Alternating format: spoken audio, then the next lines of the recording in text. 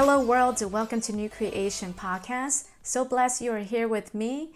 It is officially my first live recording. Sorry it's taken some time for us to connect in this way. My husband though, who is a handyman, was able to help put my backdrop on, and I think it's decent enough for us to start recording. I do pray somehow this podcast has been a blessing to you or minister to you in some ways during your faith journey. Speaking on faith, today's episode, we're going to zoom in and dissect what James chapter 2 is speaking about. Before we go there, so many of you do not know this truth. I grew up in a ginormous family household. Once upon a time, whenever we ask each other to do something, or when we in doubt, we would say, have faith in me. And James chapter 2 isn't referring to have faith in the individual, though we put a lot of pressure on each other. James is simply saying, have faith in God. When you say you believe Him, you must be able to walk it out, apply actions. Not just speak of the Lord and His work in your life, but you must also walk how and what you believe about Jesus. So for example, if I say I love God, He is my Lord, I must be able to display that so you on the other receiver will see that I am transformed and I am living a life that represents God. This is what James is referring to. Another view that people have is they use this verse as I must work my way into salvation. You see, God already knows the heart. It's evil and wicked. Who shall know? But God knows our hearts. He knows our motives. He isn't looking for people who are doing good works to outweigh their bad. That isn't what James is referring to. There are two camps.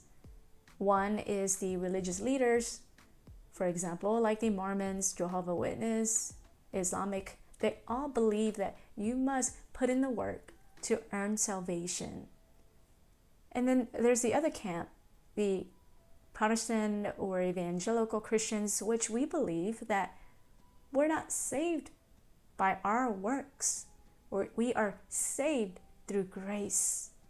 There's that two different sides.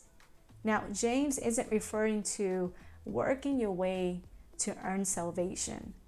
James is speaking to the Christians who are early believers, and he says that you all talk about God, but when it comes to trials, you must put your faith into action. You say you believe in the Lord, and the Lord promises that He'll get you through. He'll bring you joy. He'll comfort you in the midst of your storm. You must live it out. That doesn't mean you sit around and worry until God comes through.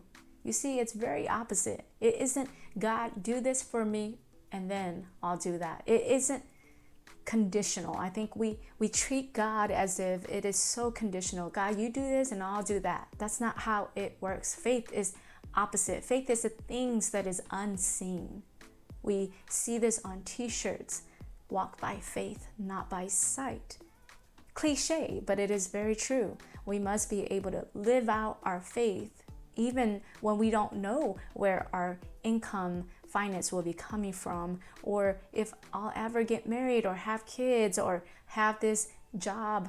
We must be able to still put in the application, still put ourselves out there, be available for when God do provide those times. That is what good faith is. In the Greek word, faith means reliance and dependent upon God, solely on Him to do what He can only do. We must be able to let go of that control of doing things our ways and have faith in Him. Trust, believe, rely, depend on God. He will be able, and He will. He did it before, He'll do it again. He's already blessed you. He already loves you enough There is not a thing you can do for him to love you more, for him to favor you or bless you. You have life and breath, and that is already a gift. James wants us to be reminded of those times when we are weak. We must remember that God is still there, holding on to us, pursuing us, but we must put our beliefs, our faith into action. It isn't just good enough to say you believe him or that you attend Sunday service. How do we apply this? We must get into the Word, hear from God by reading, spending time with him, praying to him. It's a form of communication. We must surrender at times, forgive others. We must put ourselves in a small group, in a connect group, in a life group. Discipleship, mentorship, those things are so crucial for your spiritual growth. That is also ways of how you can increase your faith in God, is not just only studying, but connecting with fellow believers. God speaks to them as well. I do pray somehow this has been encouraging. Hey friends, before I go, did you know one of the ways you can help spread the gospel is subscribing to my channel? God bless you.